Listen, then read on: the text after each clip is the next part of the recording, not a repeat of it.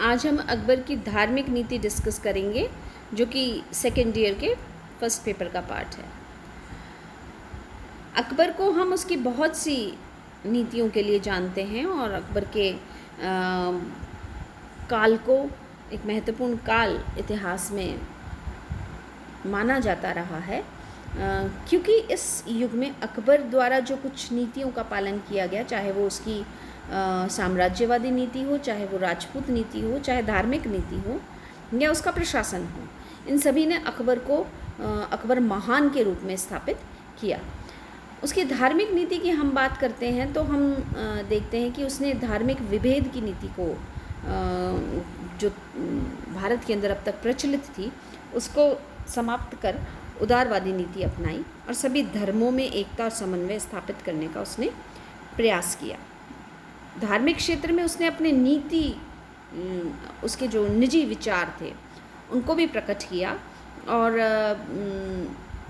धर्म के क्षेत्र में उदारता के साथ उसने मुग़ल साम्राज्य की स्थायित्व को स्थापित करने की कोशिश करी थी। इसके द्वारा जो धार्मिक सहिष्णुता की नीति अपनाई गई, उसके क्या कारण रहे, उन्हें यदि हम डिस्कस करते हैं तो हम पाते हैं कि एक तो वंशानुगत प्रभाव था। उसके पिता हुमायूं, उसके पिता माँ बाबर इस्लाम के अनुयायी थे, लेकिन उनके विचारों में सल्तनतकालीन शासकों जैसी कट्टरता नहीं थी। हुमायूं की पत्नी अकबर की माँ उदार विचारों वाली स्त्री थी और विरासत में उसे अपने पूर्वजों से धार्मिक उदारता की प्राप्ति हुई थी। फिर जो उसके शिक्षक रहे, अकबर को शिया और सुन्नी दोनों ही धर्मावलंबियों ने शिक्षा प्रदान करी थी और उसके जो उदार शिक्षक रहे उनका भी उसकी सोच पर, उसकी विचारधारा के ऊपर गहरा प्रभाव पड़ा था और उसने उसकी मानसिकता को उदार बना दिया था। तत्कालिक वातावरण जो था, जिसमें वो पला बड़ा, जिन लोगों के संपर्क में आया, उनके साथ उठने बैठने से भी उसमें धार्मिक चेतना और उदारता बढ़ी। बहुत से धार्मिक संप्रदायों के संपर्क में वो आया और धीरे धीरे उसे इस बात को समझने का अवसर प्राप्त हुआ कि धर्म के क्षेत्र में उदारता होनी अत्यंत महत्वपूर्ण है। भक्ति आंदोलन, जो कि उस युग की एक बहुत ही महत्वपूर्ण देन थी, उस काल के जो संत और सूफ़ी संत रहे हैं, उन्होंने भी अपने विचारों से अकबर के मन में धार्मिक सहिष्णुता की भावना को उत्पन्न किया। इसकी जो व्यक्तिगत अभिरुचि थी, जिसके माध्यम से ये मान रहा था कि सभी धर्म एक हैं और उसका शासक के रूप में उसका जो उद्देश्य था वो मानव मात्र की कल्याण करना था, इसलिए उसने धर्म को राजनीति से अलग ही रखा और धार्मिक सहिष्णुता की नीति अपनाई। हिंदू बहुसंख्यक जनता जो थी, उसके लिए भी ये आवश्यक हो गया था कि अकबर उदार नीति अपनाए। यदि वो ऐसा नहीं करता तो अकबर समझ गया था कि वो भी अपने पूर्वजों की जैसे, यानी सल्तनतकालीन शासकों की जैसे, अपने वंश की स्थायी स्थापना नहीं कर सकता और इसीलिए उसने जो धार्मिक उदारता की नीति अपनाई, उस उदारता की नीति ने मुग़ल साम्राज्य की जड़ों को गहराई तक जमने दिया। सहिष्णुता के लिए जो उसने प्रारंभिक कार्य किए, उसमें 20 वर्षों अपने शासनकाल के 20 वर्षों बाद वो क्रियान्वित होती नज़र आई थी। सबसे पहले तो उसने एक आदेश जारी किया जब वो 20 वर्ष की उम्र का था कि हिंदू युद्धबंदियों को ज़बरदस्ती इस्लाम की दीक्षा नहीं दी जाएगी, यानी ज़बरदस्ती इस्लाम धर्म अपना मनवाने की जो परंपरा थी उसमें परिवर्तन किया गया।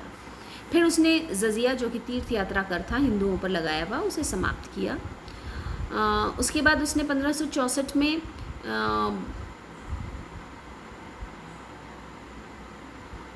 जजिया को समाप्त किया, तीर्थ यात्रा कर को समाप्त किया,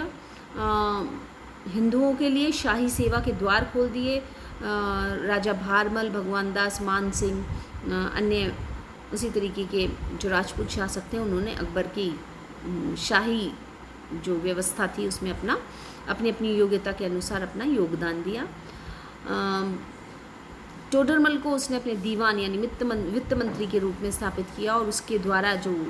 बहुत से परिवर्तन किए गए वो अकबर की राजस्व नीति का महत्वपूर्ण अंग बने। इस तरीके से हम देखते हैं कि 1575 के अंदर अकबर ने फतेहपुर सीकरी में एक प्रार्थना गृह जो कि इबादत खाना के नाम से जाना गया उसकी स्थापना करी।